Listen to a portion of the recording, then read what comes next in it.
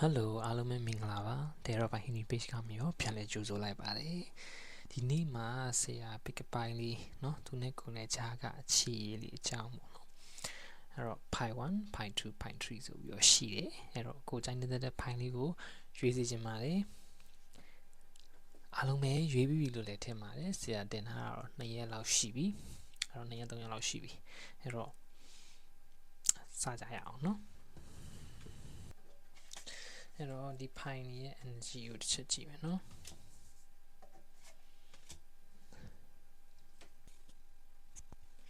ပြောမယ်ဆိုလို့ရှိရင်ဒီ pi လေးတွေရဲ့ energy ကိုကြည့်ရနှစ်ယောက်ကြားထဲမှာက maybe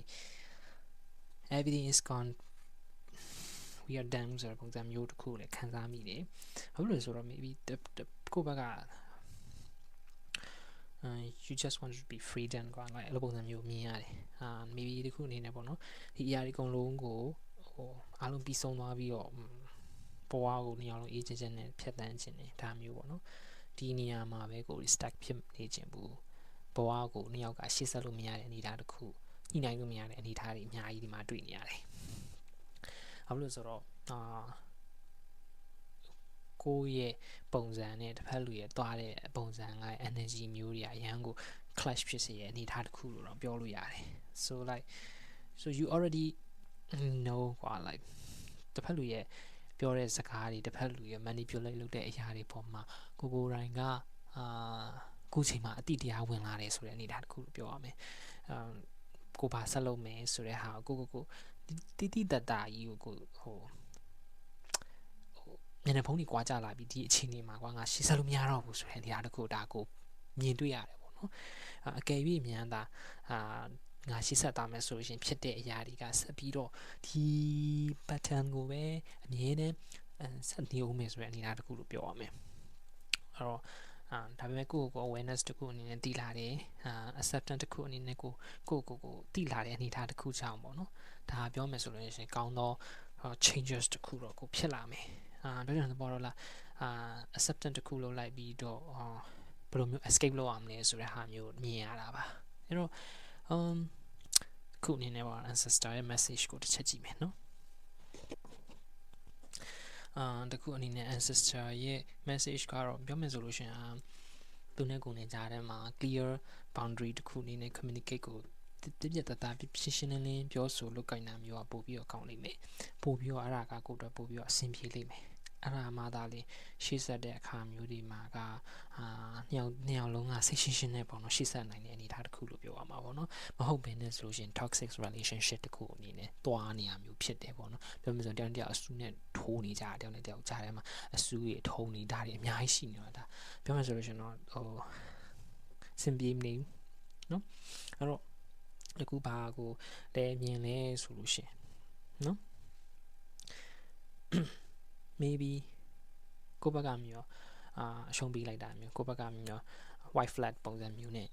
တဖက်တော့ဘလောက်ပဲ red flag ပဲဖြစ်ဖြစ် black flag ပဲဖြစ်ဖြစ်ဘာ flag ပဲဖြစ်နေ so I accept I give it so like I don't want to be together ပေါ့နော်ဘာမှငါတို့နှစ်ယောက်ရှေ့ဆက်လို့မရတော့ဘူးအရာအလုံးကိုငါလက်ခံနေငါပြင်ပန်းနေပြီဆိုတဲ့ဟာကိုလက်ခံပြီးတော့ရှေ့ဆက်သွားရင်ကိုယ့်အတွက်ကပို့ပြီးတော့အဆင်ပြေလိမ့်မယ်ပြောမယ်ဆိုရင်တော့ဒီအဖွဲကပြောမယ်ဆိုရင်တော့ right person ဟုတ်မနေဘူး maybe တခုအနေနဲ့ကအကယ်၍မြန်ဖြတ်လို့မရတဲ့အနေအထားတစ်ခုရှိနေရဆိုလို့ရှိရင် boundary set up တွေလုပ်ပြီးတော့ကိုဘွားကိုသူ့ဘွားသူလျှောက်ဖို့အတွက်ပေါ့နော်ပြောမယ်ဆိုရင် just friend တစ်ခုအနေနဲ့ပဲဆက်သွားခြင်းဆက်သွားလို့ရတယ်ချက်ချင်းဝုံနိုင်နေဖြတ်ဖို့လွယ်ကူနေဘူးဆိုရင်ပြောအချိန်ယူရမယ်ဆိုရင်ပြောတာပေါ့နော်အကယ်မဟုတ်ဘူးအချိန်ယူစရာမလိုဘူးတန်းတယောက်ကြားထဲမှာလဲ long distance relationship ဖြစ်နေရဆိုရင်လည်း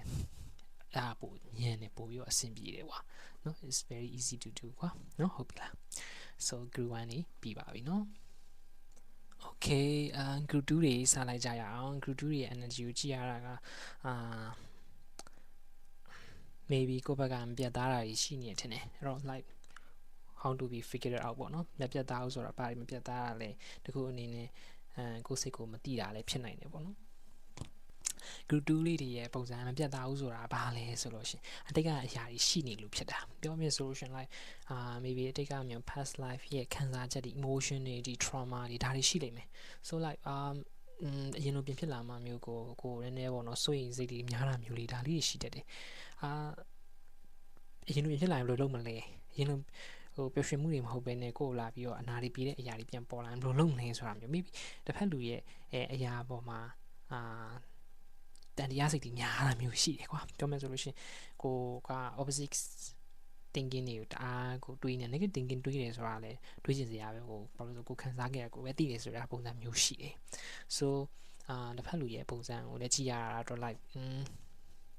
အချိန်တွေကတော့အခုချိန်မှာသူ black and white ကတော့တည်တယ်ပြောချင်တဲ့ဘောကတော့ like balance ဖြစ်နေရဆိုတဲ့ဘောတော့ပါပေါ့နော်ကိုနဲ့ဘယ်လိုမျိုး communicate လုပ်ရမလဲဘယ်လိုမျိုးသွားလာလုပ်ရမလဲဆိုတာသူတို့ကိုတည်တယ်အဲ့တော့အလှည့်ပြောင်းနေရတော့ဖြစ်လာတယ်ပြောချင်တဲ့ဘောအလှည့်ပြောင်းနေဆိုတာကပြောမယ်ဆိုလို့ရှိရင်အရင်တော့ကိုကောင်း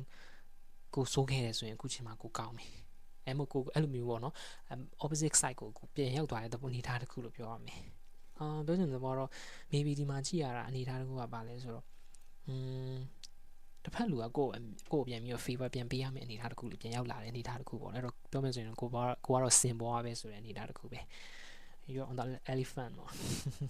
အဲ့တော့စင်ပေါ်တစ်ခုအနေနဲ့ကိုသွားတာဖြစ်တဲ့အတွက် you are proud of yourself but like you have stay hesitation ပြောမယ်ဆိုလို့ရှိရင်တော့ကိုဘောမှာlike maybe like a lot of thinking way တွေလာတာမျိုးရှိတယ်ကွာကိုစိတ်ကိုတည်ငြိမ်အောင်ထားဖို့တော့လိုအပ်တယ်ဘယ်လို approach လုပ်လဲဆိုတာအထက်ပေါ့နော် you wait and see ပေါ့နော်ဘယ်လိုမျိုးသူ approach လုပ်လဲဘယ်လိုမျိုးနဲ့ပြန်လာတာမျိုးဒါမှမဟုတ်လို့ရှင်ပြန်တစ်ဖက်တစ်ယောက်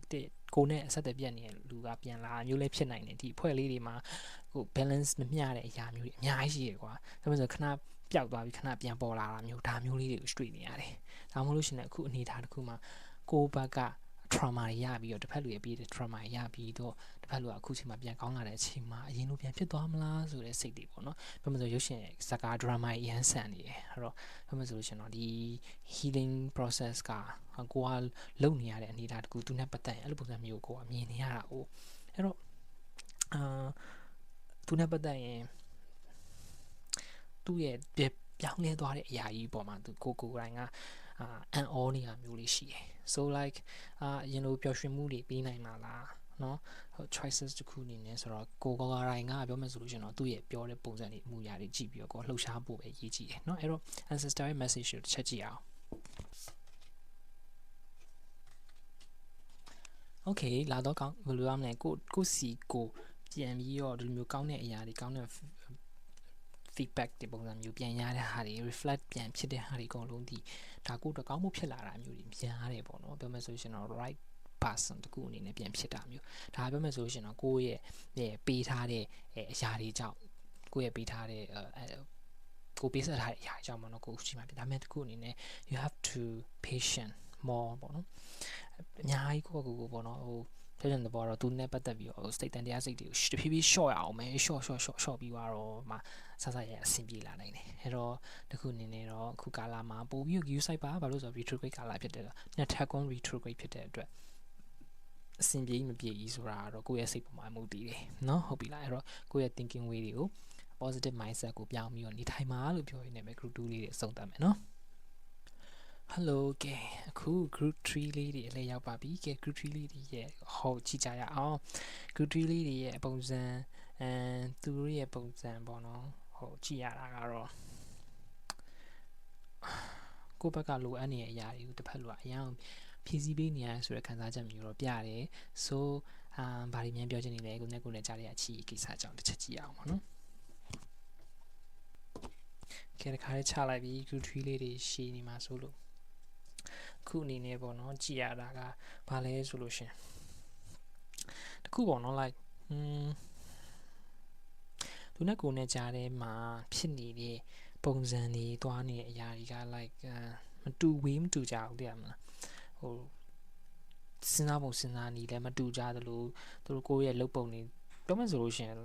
နှစ်ယောက်ကြားထဲမှာရှိနေအရာတွေကအများကြီးပဲပေါ့နော်အဖက်ဖက်ကမျိုးကြည့်မယ်ဆိုလို့ရှင်ဘေးစကားတွေဘေးလူတွေပါတာမျိုးရှိလိမ့်မယ်လို့မဟုတ်တခြားသောအရာတွေရှိလိမ့်မယ်အရာပစ္စည်းတွေဖြစ်နိုင်တယ်အဲ့လိုမျိုးရောက်ထုတွေလည်းဖြစ်နိုင်တယ်เนาะဘေးကအဲ့လိုမျိုးလူတွေလည်းဖြစ်နိုင်တယ်မိတ်ဆွေတွေလည်းဖြစ်နိုင်တယ်တခြားအရာတွေရဲ့ရှုပ်ထွေးမှုတွေရဲ့ကြားထဲမှာနှစ်ယောက်က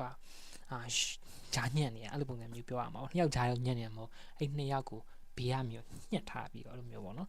ဂျာထဲမှာ conflict ဖြစ်เสียလေးတွေအများကြီးပဲကိုလုပ်မိတာမျိုးလေးဖြစ်အောင်ပေါ့နော်ဖန်တီးတာမျိုးလေးရှိတတ်တယ်အဲ့တော့တခုအနေနဲ့ပေါ့နော်အချင်းကြီးအကြောင်းရရအများကြီးရှိတယ် situation ကြောင့်လည်းဖြစ်သွားနိုင်တယ်လို့သူကလို့ဘေးပတ်ဝန်းကျင်ကြောင့်လည်းဖြစ်နိုင်တယ်နော်အဲ့လိုမျိုးအများကြီးပဲကိုထည့်သွင်းစဉ်းစားမယ်အရာရှိတယ်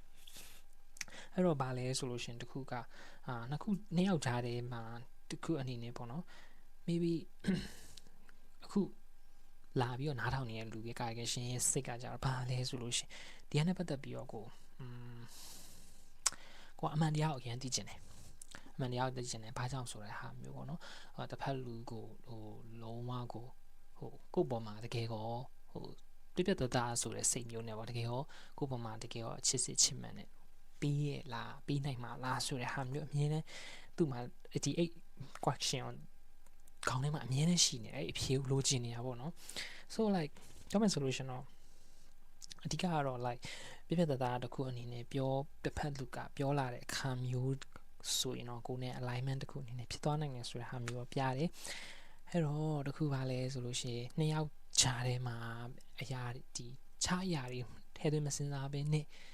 အေးစစ်စစ်သွားမယ်ဆိုလို့ရှင်တော့ပို့ပြီးတော့အဆင်ပြေတယ်ပြောချင်တဲ့ဘောကတော့ကိုယ့်ဘက်ကလည်း short တင်တာ short သူ့ဘက်ကမျိုးလည်းကိုမကြိုက်တဲ့အရာတွေအကုန်လုံးနဲ့ဖယ်ထုတ်ခိုင်းတာမျိုးပေါ့နော်ဒါမျိုးနဲ့ agreement တစ်ခုအနေနဲ့သွားပြီးတော့တနေ့တယောက်ပို့ပြီးတော့ညှိနှိုင်းမယ်ဆိုရင်ပိုကောင်းလိမ့်မယ်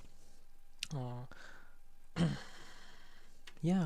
ပို့ပြီးတော့အဆင်ပြေလိမ့်မယ်အဓိကတော့ညှိနှိုင်းမှုလိုအပ်နေရမျိုးပြတယ်ပေါ့နော်အဲ့တော့ကိုကြိုက်တဲ့ဟာကိုမကြိုက်တဲ့ဟာနော်ကိုဘက်ကမျိုးကိုသူမကြိုက်တဲ့ဟာမရှိလဲမရှိတဲ့အရာကိုပြင်ပြီးရမျိုးပေါ့နော် everything is you are right ဆိုတဲ့ပုံစံမျိုးထပ်ပေါ့နော်တနေ့တယောက်ကြားထဲမှာmutual respect တခုအနေနဲ့ကိုမကြိုက်တဲ့ဟာသူမကြိုက်တဲ့အရာအဲ့လိုမျိုးတနေ့တယောက်ရှင်းရှင်းလင်းလင်းလေးပြောပြီးတော့ negotiate လုပ်လို့ရှိရင်ပို့ပြီးတော့အဆင်ပြေတယ်ပြီးွားရင်နှစ်ယောက်ကြားထဲမှာဖြစ်ကိုဘေးပတ်ဝန်းကျင်ကြောင့်မရှိဖြစ်ပေါ့နော်မပါခိုင်းမင်းနဲ့နှစ်ယောက်အတူတူ close bounding ပို့ဖြစ်ပို့ပြီးတော့ကောင်းတယ်အဲ့တော့အခုကလို့ပေါ့နော်ပတ်ဝန်းကျင်ကြောင့်ဆိုရင်လည်းကိုမကြိုက်ဘူးဆိုရင်ပတ်ဝန်းကျင်အရာအကုန်လုံး glitter လုပ်ပြီးတော့နှစ်ယောက်ပဲခေါင်းချင်းဆိုင်ပြီးတော့မျက်နှာချင်းဆိုင်ပြီးတော့ဖြည့်ရှင်းလိုက်တာကပို့ပြီးတော့အဆင်ပြေလိမ့်မယ်ရေရှည်ကတော့ပို့ပြီးကောင်းပါလေเนาะအခုကလို့ပေါ့နော်တစ်ဖက်လူကကိုက negotiate လုပ်ရတဲ့ပုံစံမျိုးဖြစ်နေတာဖြစ်တဲ့အတွက်ပေါ့နော်ဟုတ်ပြီလားကဲအဲ့တော့group 1 2 3မှာ group 3တွေကတော့ပို့ပြီးတော့အဆင်ပြေနေပါတယ်เนาะဟုတ်ပြီလားအားလုံးပဲအဆင်ပြေကြပါသည် bye bye